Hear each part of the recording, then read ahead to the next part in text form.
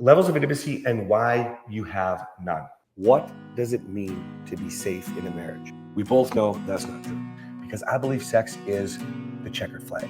I'm Cass. And I'm Kathryn. How to reconnect after separation. Welcome to the MorrowMarriage podcast. We are going to get into insecurity. I noticed on our downloads, this is a heavy download. A couple of the podcasts, anything that's about insecurity. And Kathryn and I have a little bit of conflicting opinions on this, so let's get into it. Leave a super awesome review.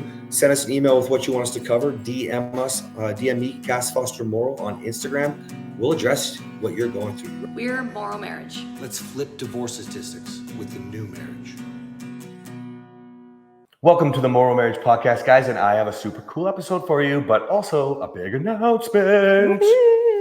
My wife, if you don't know, we have two separate companies umbrellaed under MorrowMarriage, okay? So the White Picket Fence and the Marriage Reset, and my beautiful bride has decided to offer my program for free. So normally the program costs $5,000, or you can pay monthly $1,500. We have decided to match what they're doing at the Marriage Reset, so you can join the program, get the $5,000 course for free for as low as $25 per week. So let me clarify that, because it doesn't sound like we're giving it for free. Okay. Well, the courses are $5,000. By the way, like my model should be a $20,000 course. If you've ever had business coaching or other relationship programs that are out there that are $7,000, $10,000, $15,000, $20,000, they don't have 24 calls a week. I do. Okay. And so you don't have to go on every call, but they're very helpful. Okay. Now the courses themselves are $5,000. But what we've learned is the biggest success stories and the most rapid results come from whether it's us coaching you, our mentors coaching you, whether you're working with the men and women in the program, you're women getting with women, men with men. Support, because think about a lot of what we talk about. It's just reality checks. It's using the tools. It's changing your old habits and adding new skills, replacing the habits with the right skills. And so we just know what's working. It's, thousands, 4,500 couples now, I think, in 27 months. We know what works. So rather than try to sell only to people who can afford $5,000, we decided they need support. You need support. So in order to get your success, fine. If we have to, you know us, we love to give, have our course for free. You're welcome. Okay, now today I want to talk about the levels of intimacy. Ooh, like the rejection ladder thing? Similar to the rejection ladder. Levels of intimacy and why you have none. Okay, so if you know my rejection ladder that Kathryn's talking about, people, like, I'll use men, for example, you want sex so bad, or at the top, you want your wife to initiate, okay? But there's all these other levels of intimacy you need to have, okay? And so I just kind of wanted to break it down a little further, because we've talked about the rejection ladder a lot, but there's so many more levels of intimacy that I think that you forget about, Men forget about. Thank you for the clarification. All right. Thanks for holding me accountable. My pleasure.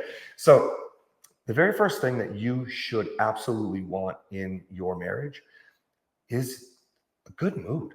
Like, who are you? And so that's broken down, guys. It's not just about, when I teach the rejection ladder, I teach it like, you're not afraid of a conversation. Like when you come home, like, how is your day? And you're not afraid of what the answer is going to be. Are you in trouble? I'm not in trouble, all of that. And so what's not discussed in the rejection ladder is when you go to the Marriage Reset, you'll see several sections of the course that reference the rejection ladder in different ways. So by the way, I should probably tell you this. So you start learning at the bottom, but I'm always teaching you the future. In the future, I'm always reminding you of the back. And I think you do the same thing in your program as well. That was a little hard to understand. Oh, so if you learn A, I'm already talking about Z, you just don't know it's Z yet. Oh, yeah. Okay. And when you're at Z, I'm reminding you of A. Yeah. And you remember that you learned that already. Thank you for the clarification. Replacing the bad habits with the right skills. And we have to over and over in our brain. Okay. So can I say something? Yes. You know what I've noticed we're doing today? What's that? When we first started our podcast, we got some angry reviews about how we talk over each other. Mm-hmm. And in Canada, we fixed it. But today, I'm doing it again. It's like a Texas thing. I have to fix it. Okay. Sounds good. Okay. Thanks, baby. Good reflection. See, you guys always reflecting. All right. So one of the things that I teach is about filling your own cup. So when you're struggling with the different levels of intimacy, and I'll just run through them real quick, okay? So you've got energy at the bottom, then conversation, which is basic normal partnership conversation. How are the kids? How was your day? What's the schedule like? Who's doing this? Who's doing what? Getting along. Okay. Then how exciting does the conversation actually get to? Like, how engaged are you in each other? Are you having a conversation with the phone down? Are you laughing your butts off? Like, you see us, we laugh all the time. Okay. Now from You can't there, script laughing. no, that's right. Otherwise, I'd be an actress in LA making a lot more money. And we are not living in LA. We're in Texas. We love that's right. Texas. So sorry, the Californians, it's just we love Texas. All right. So when you have that, the next thing is like, what are the flirts like? Like, what's the banter like? And this is not even sexual, guys. You should be able to engage and go back and forth a You little can bit, flirt okay? non-sexually. When we first got together, he used to call it ping, ping, ping, ping, ping, because we would be just back and we would consider it flirting. That's how we fell in love. That's right. Music and ping, ping, ping, ping, ping. Conversation on 3 channels. What's that? Well, even in person, talking and making sure you're on the same wavelength.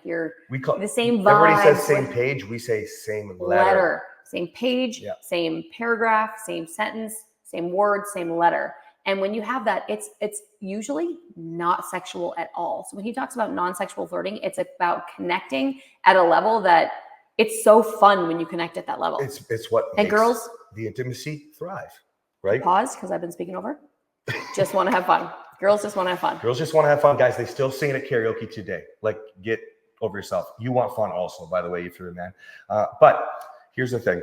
So now you have that. And now what is the banter like that's leading up to like sexual flirting? What's the actual touching like, right? There was non-sexual touches in there as well. Okay. So like, she keeps touching my shoulder. I've been rubbing his back. Yeah. You guys just can't see it. Like, my hand is down here. You can see it here. Like, that's right. Here. He loves having his face touched. It's a little bit lower. Oh, there we go. Oh, it's sexual flirting. Okay. My hand is back on his back. Nothing weird happening here. So when you have that, what are the dates like? You can have good dates. A lot of you think that you're great. You just don't understand why you don't have the next level of intimacy. It's because your dates aren't as fun with that true connection she was talking about, the different levels of intimacy. Now, let me go where I was going with this episode, okay? Because there's different levels of sex too, and we just don't need to get into all that today. There are things that you have to do in order to even start thinking about the rejection ladder. I call it momentum, moral momentum. It's free on the app. Not like the free reset with the coaching. I mean, it's just a program we gave for free because we wanted to inspire people to create true joy for themselves and learn to give. Okay. And when you do something like that, like Kathryn could be super busy. Actually, the other night, I really wanted to talk to you about something. And she's like, I'm doing something really important right now, babe. I didn't take it personal, you guys. Why? Because I'm so happy with the man that I am, with the way that I give, serving other men, taking care of them, building them up, disrupting divorce. Now we're making men make men out in the world, creating their own programs, mentoring other men. All of these things bring me joy. Pause. Okay. Mm-hmm. He had to learn that though. I did. Because he didn't have the boundary. When I would ask him for his attention, no matter what he was doing, he would drop everything he was doing, which there is beauty in that, but there's also beauty in having boundaries, saying, I just need to finish this one thing. That's right. Yeah, like we joked about that honey-do list while you were watching the kids and I was setting up the house, right? And there was a couple of things I just didn't get to. There's a couple of things I heard my wife. You'll get man at home. You'll learn about this. But there's a couple of things I heard. Kat, like you were talking about the chicken coop thing. He just heard it and just did it. Yeah, she was talking about the doors flop and close or whatever, and so I just put a latch where I could so that the thing would stay on there. And he didn't even tell me that he did it. This is the most beautiful part of this. We were driving home from a really important meeting last night, all of us. There was a massive storm here. I shouldn't say massive for Texas standards, but it was rain, it was thunder, it was lightning, it was wind. And I was like, oh my goodness, the chickens are not put away. They're probably in their coop, but 2 of their doors could flap. And he was like, no, I actually secured it. I put a latch on it. And I was like, oh my goodness. Yeah. He didn't tell me when he did it. He just told me when I was worried. When she was concerned. It wasn't like, hey, look what I did. Can I get praise? Let me tie this back in. So now you've been filling your own cup. By the way, the chickens are now, I'm really enjoying, but they're both of our cups, but they're my cup. They're Kathryn's cup. Okay. So the energy, the intimacy, we're in a position where we're able to climb the ladder. Okay. It starts with you, with your cup, with knowing you're proud of who you are as an adult, let's say, okay, all these things that are taught in the white picket fence or in the marriage reset. Okay. Now you start climbing the ladder. And then when things like, you're busy running around and you hear about the coop and the doors flopping, because we're intimately connected, okay, then things like that just happen. I'll give you another example. There was a lot going on the first few days we were here, so we weren't physically intimate, right? That was the longest we've gone in a long time. It was I know. 3 days, everybody. That's right. But Might have been 4. I didn't count. Did you count? No, but I don't know. It could have been 3, could have been 4. But so in any case, you walked right over to me one moment and was like, business meeting, let's manage some emotions right now. Oh, yeah. And it wasn't because I was being a jerk or a dick or anything like that. It was because I just recognized that we hadn't connected, and I love my husband, and that's how he connects. Yeah. And so there are different levels of intimacy, guys. And we call it a business meeting for the kids. Yeah, that's right. Yeah. And so there are different levels of intimacy, guys. And the very first thing that we don't do it in front of the kids. Oh my gosh, no.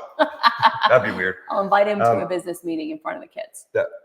Then we took the meeting elsewhere. Okay. Of course. So the very first thing you need to understand with the levels of intimacy is not the rejection ladder. It's that all these other components build you into the person that allow you to be intimate. Then you can start to build the connection as you both build each side of the equation. Okay. Then you climb the ladder and your partner starts to climb with you until eventually it's just a virtuous cycle. Because when you're at the top and sex is great, okay, the energy is always still good. And so is every other rung of the ladder. Doesn't mean that we don't have to work on it, right? We haven't had a good date in 4 weeks, I think. Oh, because been a while. The weeks we before do home we moved, dates, though. We do home dates, yeah. But because the weeks before we moved, and now the weeks that we've moved, getting childcare organized, whatever, all the things that had to be done. So we're dying for our date, right? We were supposed to go, had to cancel it. Last night we had a homeschool meeting thing. Yeah. So in any case, that's the point. If you want more intimacy and the engagement of the different levels, then you have to become intimate with yourself. Most of you have forgotten who you are. You don't even know. Moms often become just moms. Mm-hmm. Dads often just become providers and fathers. And I don't think great fathers, no offense. They become providers. Providers, really, period. And so then the entitlement gets in the way, and the expectations get in the way, and the defensiveness gets in the way, and the resentment gets in the way. So you can't even look at the different levels of intimacy. Okay? Hopefully this has inspired you to really start to focus on who you want to become. My program, I would say man, husband, father, leader in life. Okay? Fill your cup. The one last thing I want to say is that he talked about, the different levels of intimacy, which is important. Gentlemen, make sure you're working on those different levels. Women come by those different levels a little bit more easily, but women, if you want your husband to be, to have an easier time at providing those other levels of intimacy, your husband needs sex. He does. And if he's abusing you, I'm not saying just go do it. I'm not saying put out more in the presence of abuse and neglect and all those sorts of things. But if you're trying to connect with your husband, everybody, I don't care how many kids you have, you can have a quickie. When we talk about having a business meeting, it's like the kids are watching That's always a quickie. Business meeting is a quickie. It's a business. It's a business meeting. Business meetings are not quick, but our business meeting is quick. The kids are watching. We set them up in front of a show. We go have a really quick meeting in somewhere where the kids are safe. We have cameras in the house. We're able to hear them. Women, if you want your husband to be able to fulfill all of those other levels more easily, he's putting the responsibility on the husband. I'm putting a little bit of responsibility on you, ladies, because I know that you want all of those other things on the bottom. Start initiating quickies. You don't even have to be in the mood. In fact, you shouldn't be. You're not expected to have to feel all turned on or to have to feel anything aside from I love my husband. I want to give my husband what he wants. I want to connect with him, because when you inspire that level of connection, that's when you want to do more with your husband. It might not happen right away, but you'll want to be at the place where you're making out like teenagers and you're all of those sorts of things. So women, make sure that you're taking responsibility for just initiating quickies, because it's not difficult, ladies. You all know it. So. Okay. And here's the thing, if you got a little bit scared from that, because you even wrote that in the book. You said, if you get turned away or pushed away, women, when you read this line in the book, just understand it's not always, and you gave instructions, which I'll say for the book, but it's not always going to be this way. And here's something in case you are scared. I can't tell you how many men just really want this level of touch. Hands on his back. Yeah. So if we talk about men just falling into the provider role only, well, you can give a touch on the face and say you're proud and you're thankful. right? There's not I bet you there's not one time anymore where I buy something that when you're with me or I give it to you and you're like so super grateful, teaching the kids to say thank you to me and all these sorts of things. And when it's something bigger, she's touching me. I Guys. still struggle. Yeah. I make mistakes, but I work so hard on giving him what he needs. That's It has right. nothing to do with you, ladies. That's right. And your husband's, yeah, sure, sex is up there. Okay. But I can't tell you this, the incredible way you make me feel by making the effort to touch me, Right. To when we're sitting on the couch to make sure that she's got a leg on me. When we're driving, she often will just reach around and just rub my neck for a minute. You know, the cuddles, the affection, the kisses, the hugs. Every day, there's at least 2 good hugs with a good, beautiful hug where I try to put my hands on her back once. No, he doesn't try. And, where I put my hands on her back once and one. He massages my butt cheeks. Massaging the butt cheeks, yeah. But it's so important. and she's giving herself to me so that I can have what I need. Okay.